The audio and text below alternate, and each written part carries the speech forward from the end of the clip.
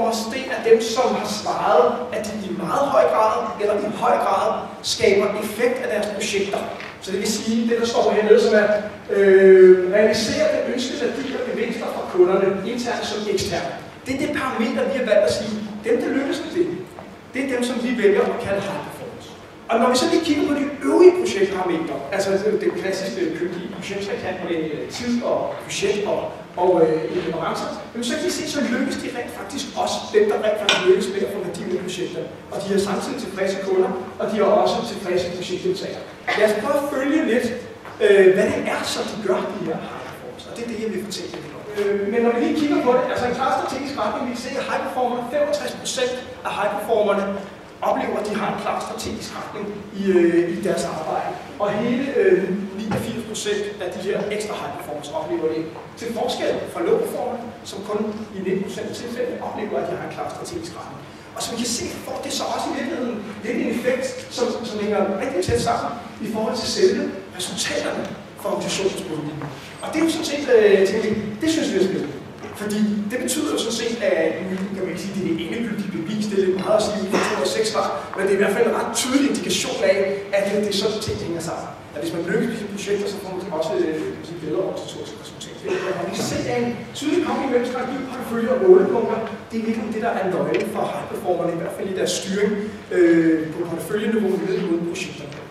Men derefter kan vi i hvert fald se, at det som både high performer og ekstra high performer gør noget af, det er at skabe en KPI-sammenhæng, altså nogle målepunkter, som hænger sammen med den strategiske vej, man gerne vil.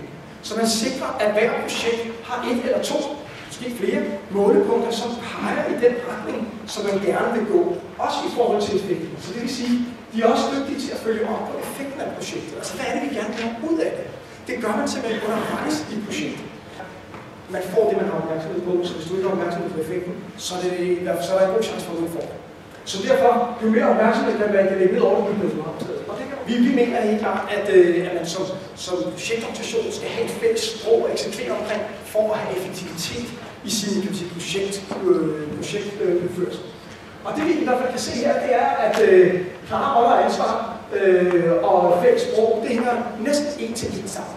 Så ved at sikre nogle klare roller og ansvar, det vi kalder governance, så vi ved, hvem skal bestemme hvad og hvornår, så bliver det lettere for os i virkeligheden at arbejde med vores projekter og at få det her fælles sprog, som i virkeligheden også inkluderer det at have en projektløsningsmodel og nogle værktøjer op til det.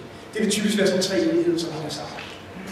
Ressourceallokering er spændende på den måde, at det er der, hvor dine prioriteringer bliver virket. Så man kan være nok så god til at sætte 1, 2, 3 og 4 på sine projekter, men hvis man ikke kan man sige, har konsekvenser på sine ressourcer i forhold til sin prioritering, så bliver det det samme. Så det handler om, hvor er det, at vi smider ressourcerne hen, hvor er det, at vi lægger vores arbejde. Og der kan vi i hvert fald se, at high performer og ekstra high performer i særdeleshed oplever, at deres ressourceallokering er i overensstemmelse med deres strategi.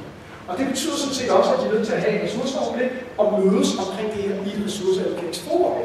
Og det vi kan se her, det er i virkeligheden, at der er to ting, der gør en forskel for, om der er fremdrift i projekterne, og om man lykkes med at eksekvere så effektivt som muligt. Det første er, at styregrupperne kan tage rettidige beslutninger, og det næste er, at projektlederen får et mandat til at løbe med bånd. Og der kan vi jo virkelig se, at der gør det en kæmpe forskel for både high og ekstra performance, at de oplever det.